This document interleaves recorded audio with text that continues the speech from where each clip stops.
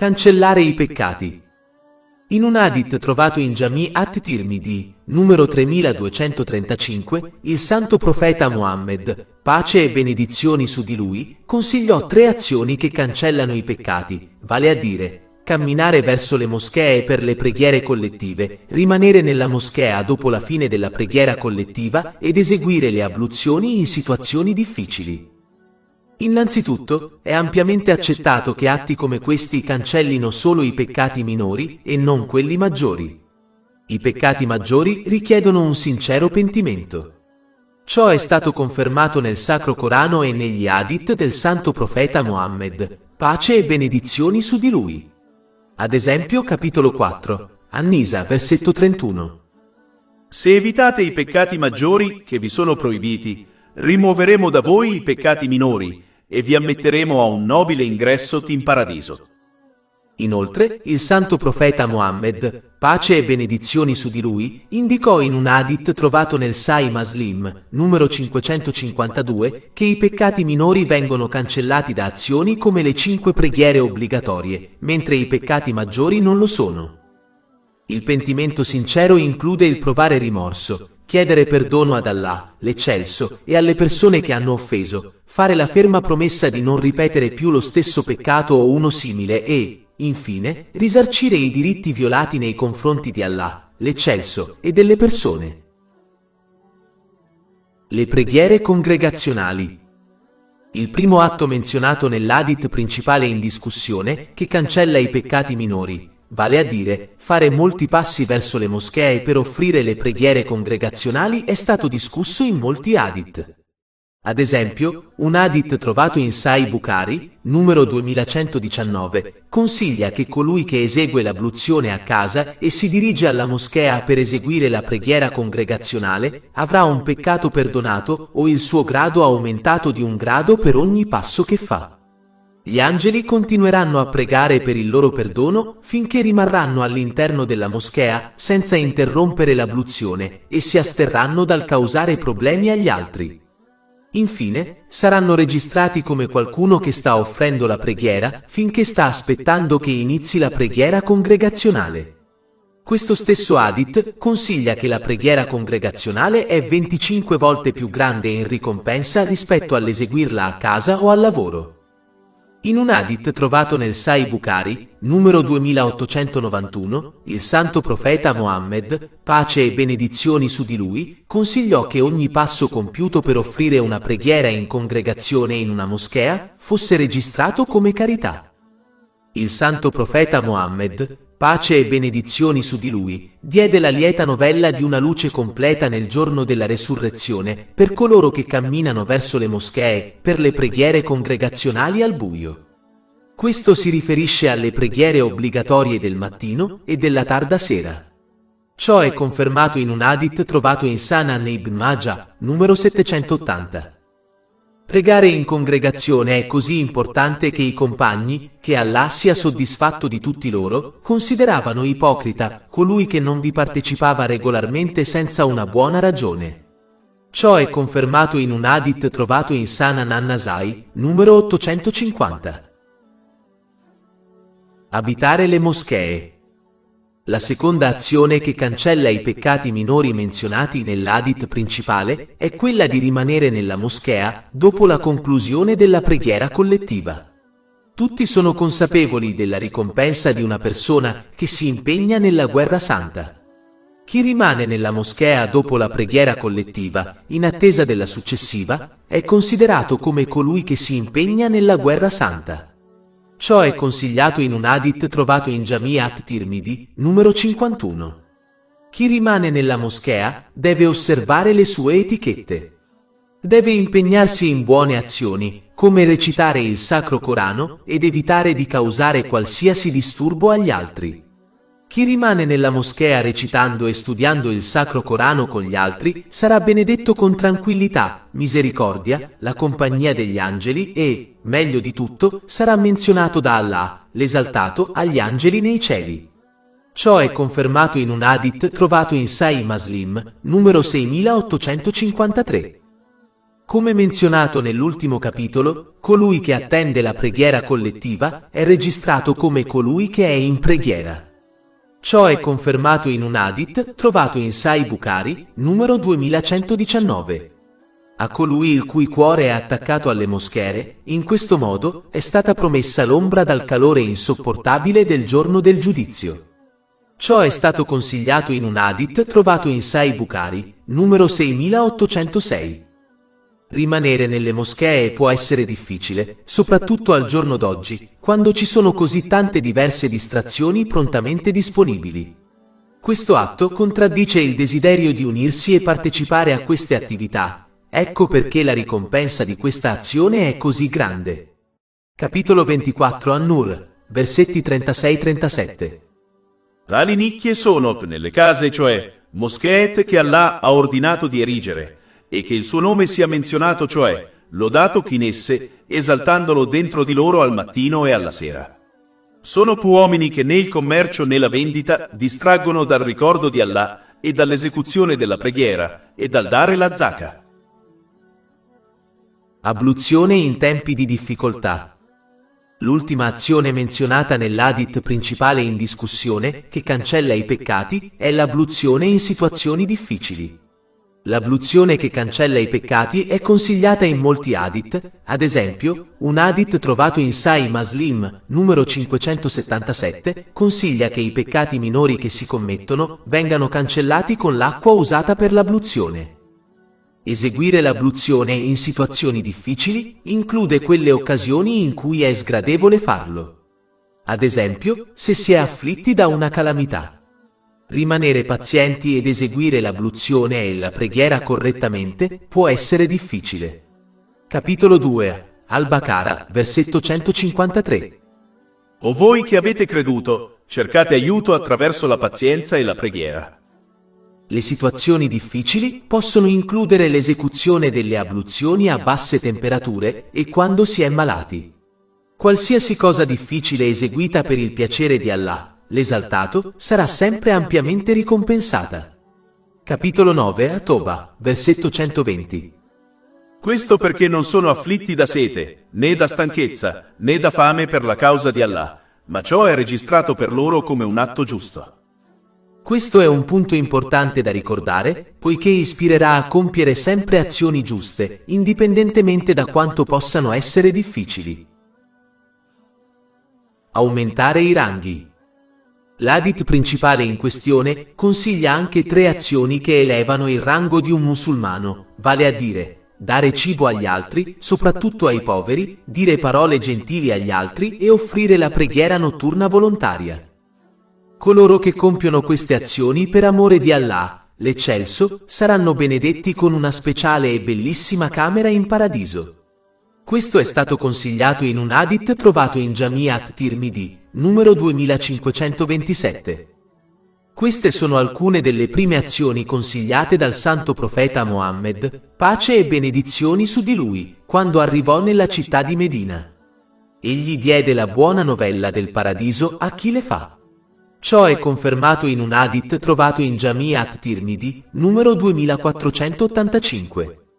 Il fatto che queste siano state le prime azioni consigliate dal santo profeta Mohammed, pace e benedizioni su di lui, quando entrò nella città di Medina, evidenzia quanto siano importanti. Nutrire i bisognosi. La prima azione menzionata nell'hadith principale in discussione, che innalza il rango di un musulmano, è quella di nutrire gli altri.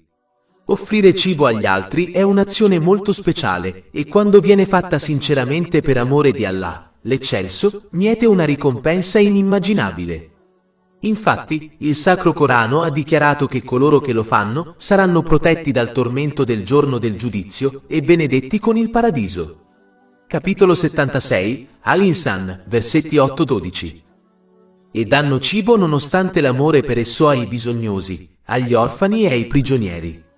Dicendo che vi nutriamo solo per il volto, cioè l'approvazione di Allah. Non desideriamo da voi ricompensa o gratitudine. In verità, temiamo dal nostro Signore un giorno austero e angosciante.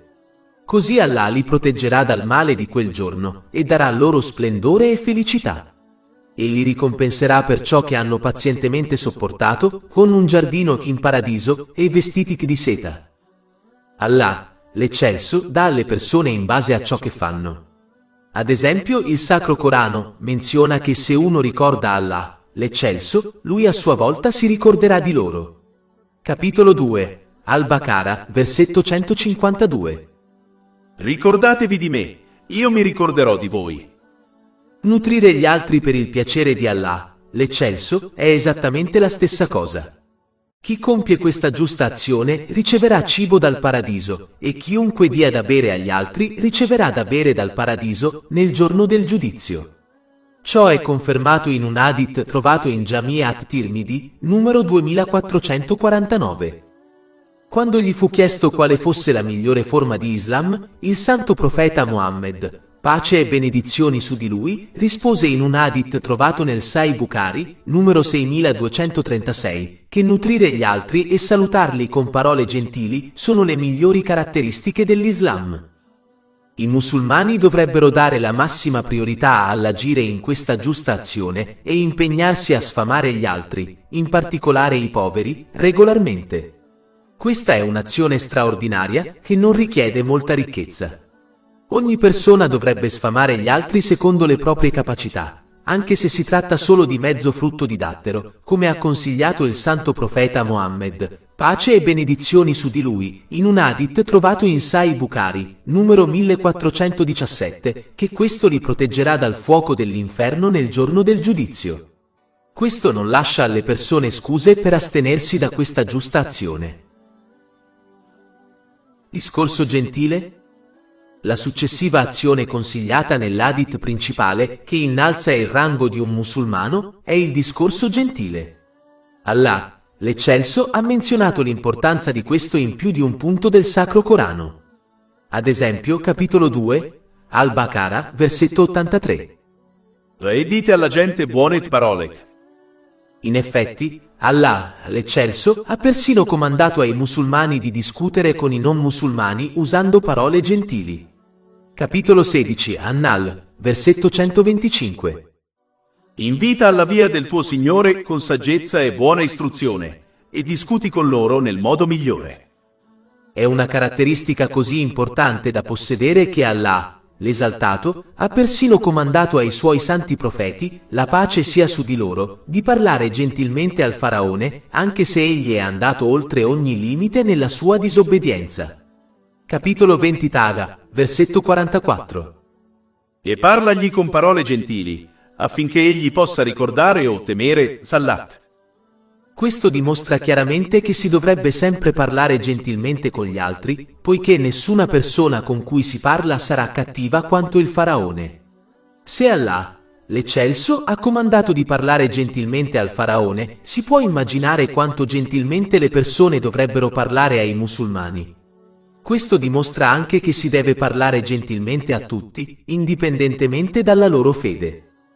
Si dovrebbe adottare il semplice ma profondo consiglio del santo profeta Muhammad, pace e benedizioni su di lui, che è menzionato in un hadith trovato in Sahih Muslim, numero 176. Egli ha consigliato ai musulmani di parlare bene o di rimanere in silenzio. Una parte del buon discorso è diffondere il saluto islamico di pace agli altri.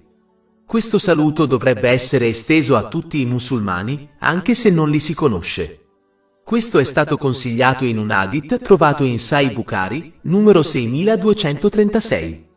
Infatti, questo hadith menziona questa azione come uno dei migliori tratti islamici che si possano adottare. Il santo profeta Muhammad, pace e benedizioni su di lui, ha chiarito in un hadith trovato in Sunan Ibn Majah, numero 68, che i credenti entreranno in paradiso solo quando si ameranno l'un l'altro, e questo avviene quando diffondono il saluto di pace tra di loro.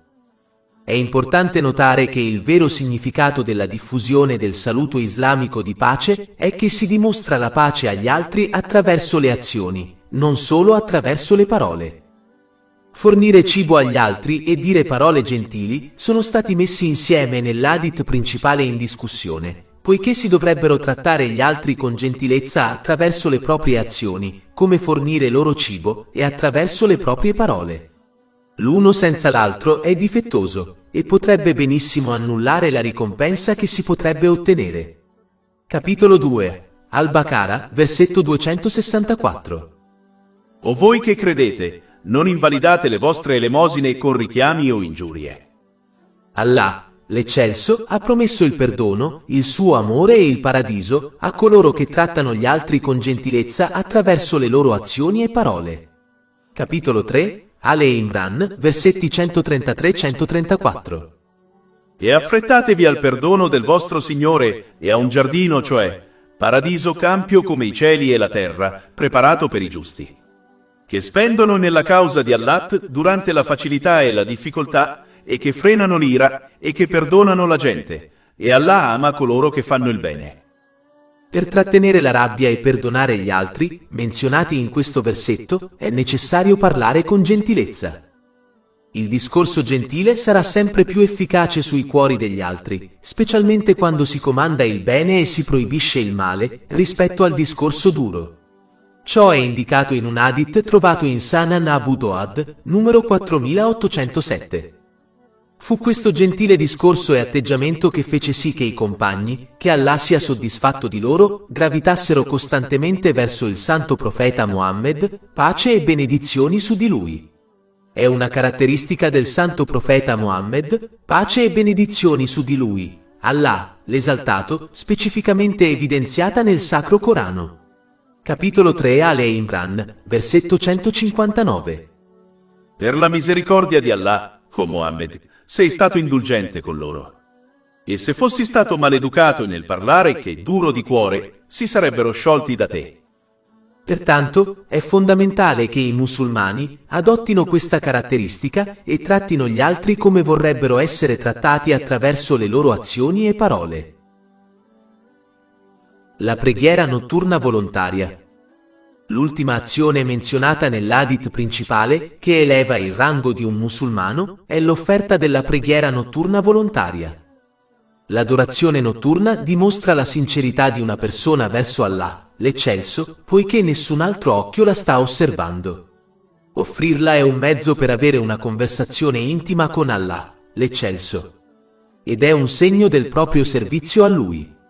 Ha innumerevoli virtù. Ad esempio, un hadith trovato in Sunan an-Nasai, numero 1614, dichiara che è la migliore preghiera volontaria.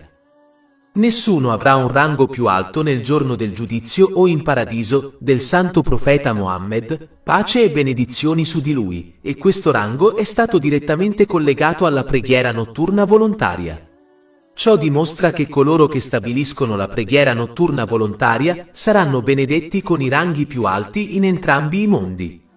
Capitolo 17 Al-Isra, versetto 79. E da parte della notte, prega con essa, cioè recitazione del Corano come adorazione aggiuntiva per te. È previsto che il tuo Signore ti resusciterà a una stazione lodata. Un hadith trovato in Jami' at-Tirmidhi, n. 3579, consiglia che un musulmano è più vicino ad Allah, l'esaltato, nell'ultima parte della notte. Pertanto, si possono trarre innumerevoli benedizioni se si ricorda Allah, l'esaltato, in questo momento. Tutti i musulmani desiderano che le loro suppliche siano esaudite e che i loro bisogni siano soddisfatti. Pertanto, dovrebbero sforzarsi di offrire la preghiera notturna volontaria, poiché un hadith trovato nel Sahih Muslim, numero 1770, consiglia che c'è un'ora speciale in ogni notte in cui le buone suppliche sono sempre esaudite. Stabilire la preghiera notturna volontaria è un modo eccellente per impedire di commettere peccati, aiuta una persona a stare lontana da inutili incontri sociali e protegge una persona da molte malattie fisiche. Questo è stato consigliato in un hadith trovato in Jami' at-Tirmidhi, numero 3549. Ci si dovrebbe preparare alla preghiera notturna volontaria, non mangiando o bevendo troppo, soprattutto prima di andare a letto, perché ciò induce alla pigrizia. Non ci si dovrebbe stancare inutilmente durante il giorno. Un breve riposino durante il giorno può aiutare in questo. Infine, si dovrebbero evitare i peccati e sforzarsi di obbedire ad Allah, l'eccelso, adempiendo ai suoi comandi, astenendosi dai suoi divieti e affrontando il destino con pazienza, perché gli obbedienti trovano più facile offrire la preghiera notturna volontaria. Oltre 400 ebook, audiolibri, infografiche, podcast e blog gratuiti disponibili sul nostro sito web www.shaykhpod.com.